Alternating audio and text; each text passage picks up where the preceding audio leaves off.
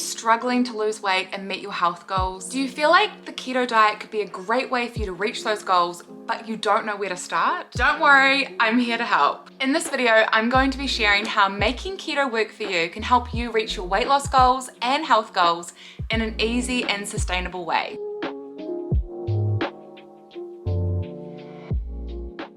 Hi, I'm Elle. Welcome back to my channel, and if you're new here, thank you so much for clicking on this video.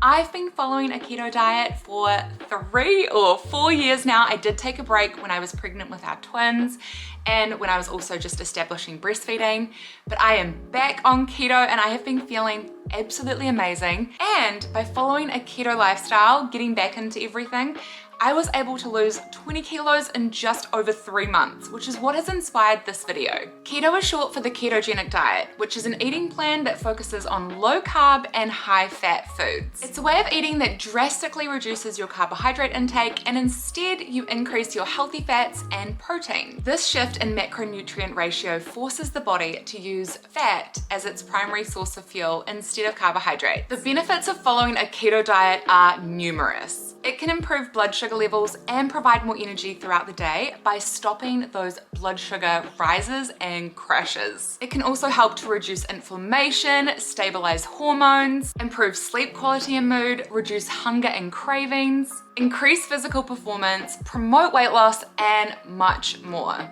By keeping your carbohydrate intake low enough to allow your body to enter ketosis, which is the metabolic state where it utilizes fat for fuel. If you want to try keto, I want to help you succeed. So in today's video, we're going to be covering a lot of things: macros, meal planning and prep, eating out while staying keto and navigating tough social situations, breaking through weight loss plateaus, as well as supplements to consider to help you speed up your journey while following keto, and what, if any, exercise is actually beneficial to do on keto that also might help you achieve your weight loss goals quicker. Of course, if you are considering a switch into a keto lifestyle and you have any specific health concerns or questions, it's always such a good idea to chat with your doctor or trusted medical professional before beginning. If you're ready to make a change and jump in, let's get going. Macronutrients are essential elements that our bodies need to function properly. They provide us with energy, support healthy cell growth, and also regulate our hormones. Macronutrients include fats, proteins, and carbohydrates. When following a low-carb diet, it's important to understand how each of these macronutrients affects the body differently. Fats are an important source of energy for the body and provide essential fatty acids that the body needs for good health. On a low-carb diet, fats should ideally come from sources like avocados, nuts, olive oil, because these foods help to provide a balanced source of healthy fats for the body and support overall health. Proteins are made up of amino acids, which help build and repair cells in the body. Eating adequate amounts of protein can help to sustain muscle mass and also promote satiety. Some great sources of protein include meats like chicken, fish, eggs, unsweetened Greek yogurt, make sure it's full fat. Carbohydrates are broken down by the body into glucose, which is used as energy for activity. The purpose of a keto diet is to assist your body in making the shift from using glucose as its primary fuel source to fat as its primary fuel source. The reason why this is so brilliant is that once you do this, not only does your body become more accustomed to using dietary fat for fuel, that's the kind of things that you're eating, but it can also use stored body fat as a source of fuel. When it comes to carbs on keto, a lot of people get so confused here.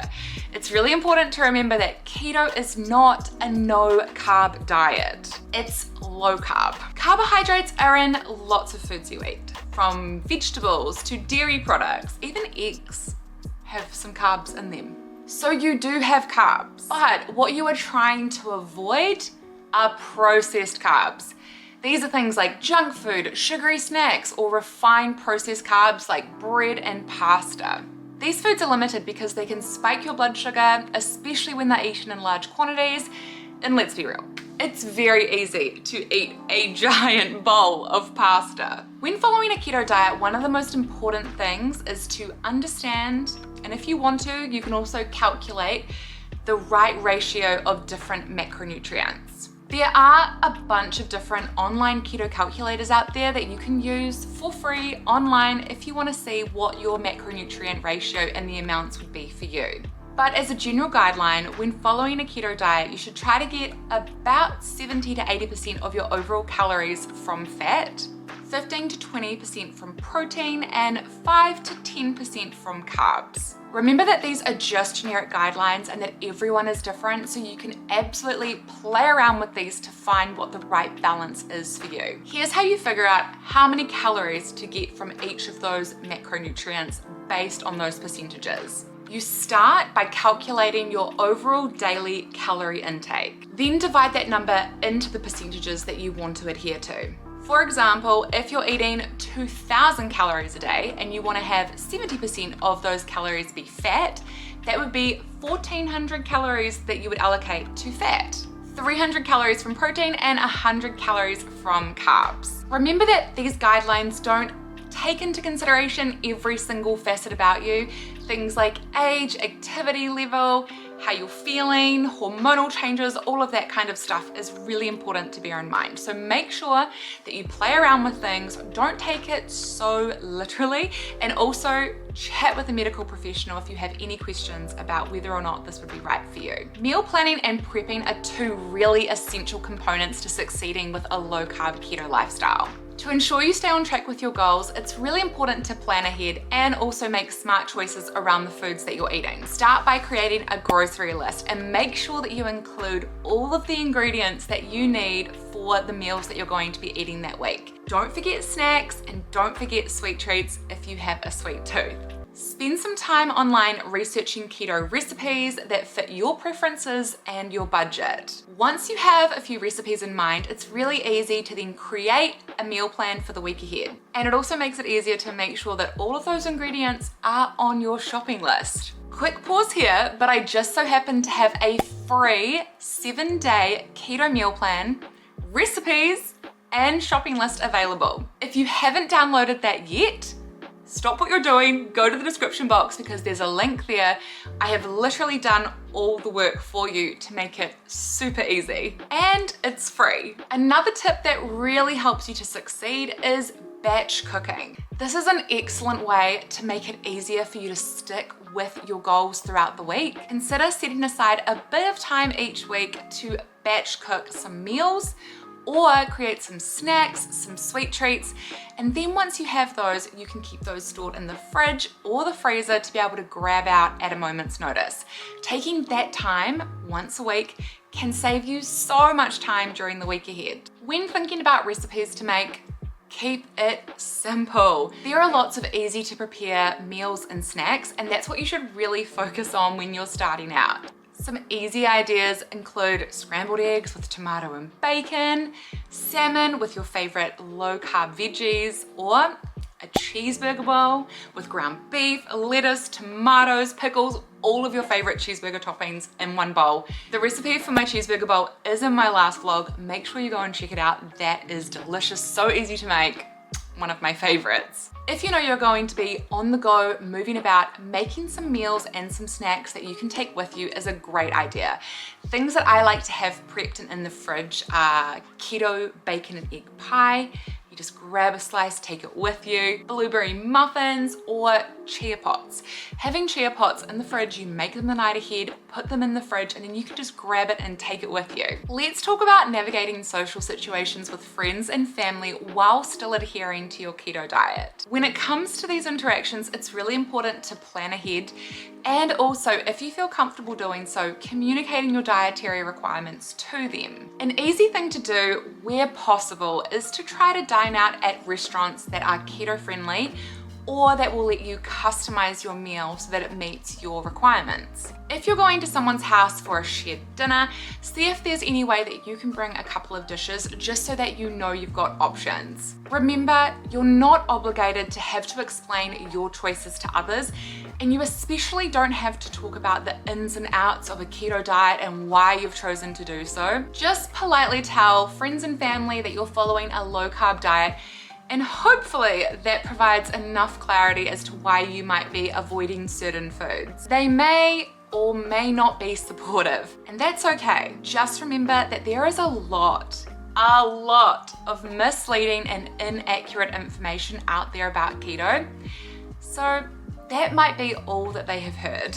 My personal experience was that once the people around me saw what I was doing, saw how happy it was making me, and saw the results that I was getting, they were really supportive. When dining out, one of the best things you can do is try to do a little bit of planning before you turn up to that restaurant or cafe. See if the restaurant menu is online so that you can have a look and see what options are available, or if you have any specific questions, call them and chat to them. Some of the tips I follow when I'm following keto at a restaurant is asking my server if I can substitute any breaded or fried items for a baked or a grilled version. I also see if things like potatoes or fries could be substituted for a side salad or steamed vegetables. When it comes to drinks, you can never go wrong with water. But if that's boring, then other options include diet sodas, unsweetened tea. If you're having coffee, avoid the sugar, but absolutely add in your cream. Sparkling water or soda water with a bit of lime is also a great option. If you are wanting more of an adult bevy, then looking for a low carb or a no carb beer, a dry wine, or if you're wanting something a little bit harder, having an unsweetened liquor mixed with a sugar-free mixer.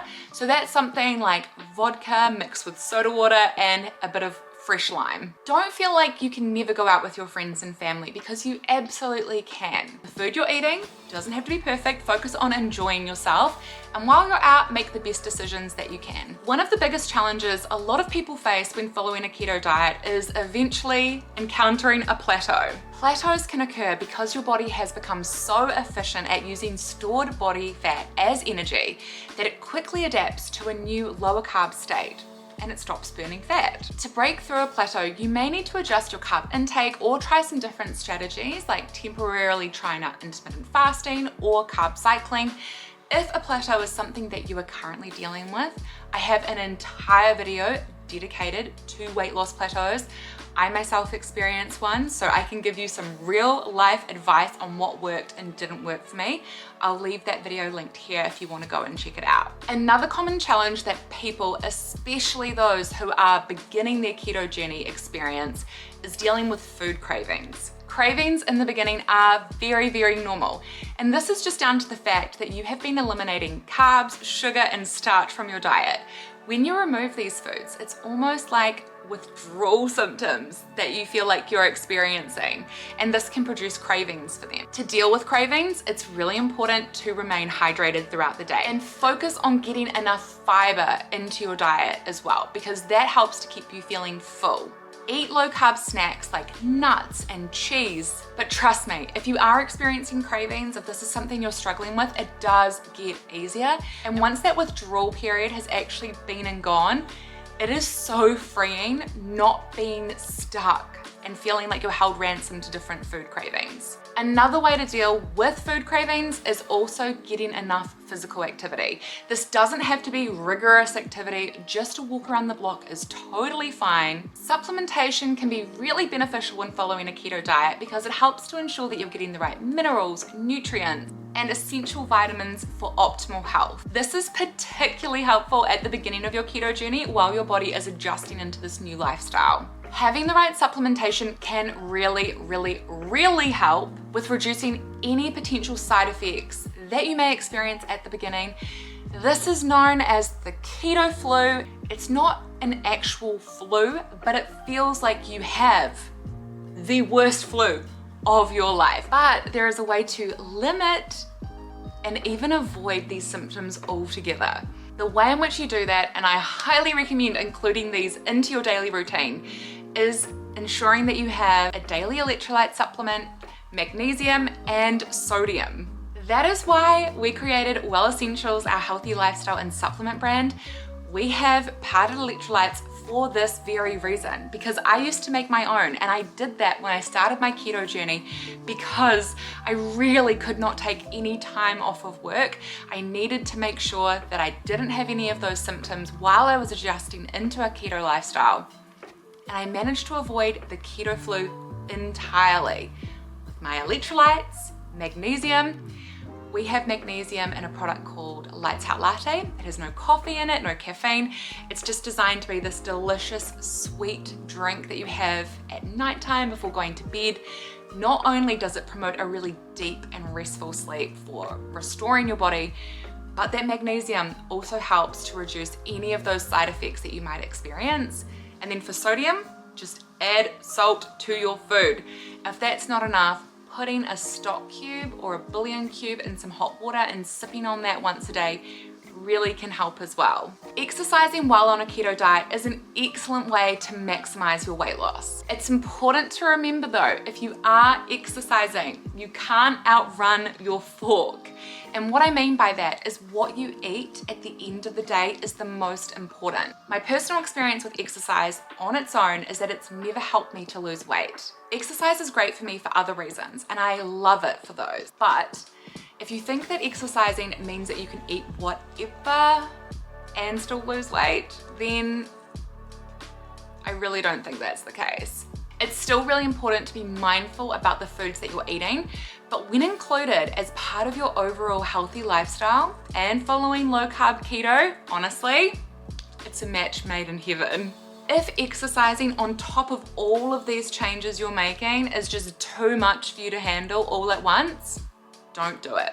In fact, I didn't exercise at all when I lost the 20 kilos in just over 3 months after having the twins, purely because I really just didn't have the time. So if you don't have time to exercise, don't worry, this won't stop you from seeing amazing results either. At the end of the day, consistency is key when it comes to making healthy choices and maintaining a healthy lifestyle. But it's also important to set realistic expectations and to give yourself time to allow all of these changes to happen. Just try to remain as consistent with your nutrition goals as possible so that you can reap the benefits of improved health and wellness in the long run. Don't give up, keep up the good work. It's all going to be worth it, I promise. I'll see you in the next video. Bye.